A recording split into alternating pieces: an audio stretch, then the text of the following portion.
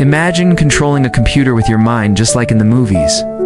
But what if I told you that reality is far more astonishing, and perhaps more terrifying, than anything Hollywood has imagined? Today, we're diving into the world of brain-computer interfaces, or BC, is to uncover the truth behind the hype. Are we on the verge of merging with machines, or are we still chasing science fiction dreams? For decades, Sci-Fi has imagined a world where humans and computers are seamlessly connected, where thoughts alone can command machines, transfer memories, or even upload consciousness. Think of the instant skill downloads in the Matrix, controlling an avatar in a distant world, or the shared consciousness in Ghost in the Shell. These visions have defined our understanding of a cybernetic future. But here's the twist. Parts of that vision are already happening right now. Around the world, brain-computer interfaces are helping people who can't move, speak, or see regain parts of their independence. A man paralyzed from the neck down can now feel sensation and move a robotic arm with his thoughts, allowing him to feed himself for the first time in years. A woman with ALS, unable to speak, can now type sentences on a screen using only her brainwaves, communicating with her loved ones again. These aren't just lab experiments. They're life-changing breakthroughs happening today. So, RBC is still science fiction? Or have we just opened the first chapter of a new era, where the mind itself becomes the ultimate interface? To understand how we got here, we need to look at how these incredible devices actually work. At its core, a brain-computer interface translates the language of the brain, electrical signals, into commands a computer can understand. Your brain is a universe of activity with billions of neurons firing tiny electrical impulses every single second. These impulses form patterns that represent everything you think, feel, and do. BCs are designed to detect these signals and, using advanced algorithms and machine learning, interpret their patterns to produce a digital output. There are two main approaches to this. First is invasive BC, like those developed by Neuralink or BlackRock Neurotech. These involve a surgical procedure to implant arrays of microelectrodes directly into the brain's cortex. Because they are so close to the source, they can capture neural signals with incredible precision, offering the highest level of control. But of course, this method comes with the risks inherent in any brain surgery. The second approach is non-invasive BCs. These are devices like IG headsets that simply rest on the scalp and measure electrical activity through the skull. They are much safer and easier to use, but the skull and scalp diffuse the signals, making them less detailed and harder to interpret. It's like trying to listen to a conversation from outside a crowded room. You get the general noise, but not the specific words. Despite their limitations, both invasive and non-invasive types have achieved remarkable results, controlling robotic limbs, storing sensory feedback, and even enabling digital communication for paralyzed patients. In short, it's not telepathy, but it's a real, functional bridge between biology and technology. Science fiction has long shaped how we imagine this technology, setting a very high bar. In The Matrix, humans plug directly into vast, simulated virtual worlds. In Ghost in the Shell, consciousness can be copied, edited, and uploaded into fully synthetic bodies.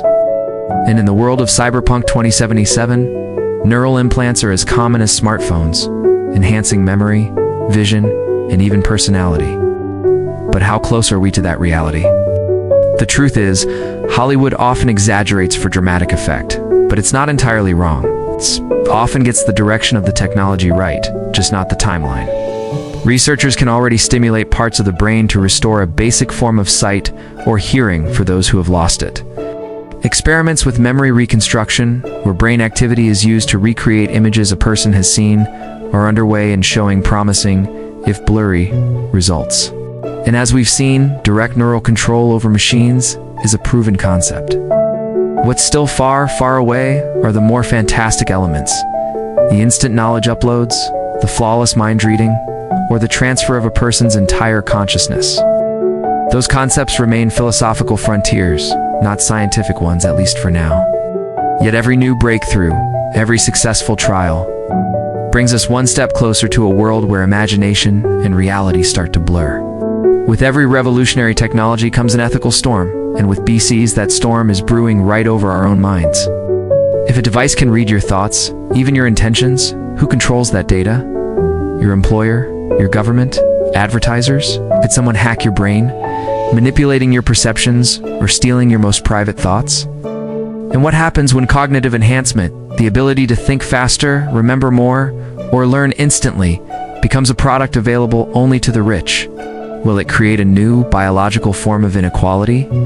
These are no longer purely theoretical questions. Companies like Neuralink, Synchron, and Kernel are pushing commercial BC as closer to the mainstream. It's forcing us to rethink privacy, identity, and human autonomy. In response, governments and ethicists are already discussing frameworks for neurorights, a new class of human rights designed to protect mental privacy, personal identity, and free will in an age of brain-connected systems. As we push the limits of neuroscience and computation, one truth remains. The closer we get to decoding the human mind, the greater our responsibility to protect it. So what's next on this incredible journey? The next 5 to 10 years will likely see BCs evolve from niche medical tools into everyday consumer technology. Their first mainstream applications will probably be assistive, helping people control their smart home devices, smartphones, and computers hands-free. Imagine scrolling through your phone, driving your car, or writing code without moving a single muscle. It sounds futuristic, but early prototypes for these applications already exist. Further down the line, we might see BCs that can enhance memory, helping us recall information more easily, or even interact with AI assistants directly through thought. Instead of talking to a virtual assistant, you could simply think a query and receive an answer in your mind's ear. The line between a tool and an extension of oneself will become increasingly blurry. The question now isn't if BCs will change the world. It's how we'll adapt when the boundary between human and machine begins to disappear. Science fiction dreamed it, science made it real. Eye-brain-computer interfaces are no longer just a vision of the future. They are part of the present, actively reshaping how we connect, heal, and even think. But with this incredible power comes a deeper, more fundamental question: where does the technology end and our humanity begin? This is not just the story of machines learning to understand the mind. It's the story of the mind learning to redefine itself. Thanks for joining us on this deep dive into the world of BC. If you found this journey as fascinating as we did, be sure to like, subscribe, and hit the notification bell so you do unmiss our next exploration into the tech that's shaping our future.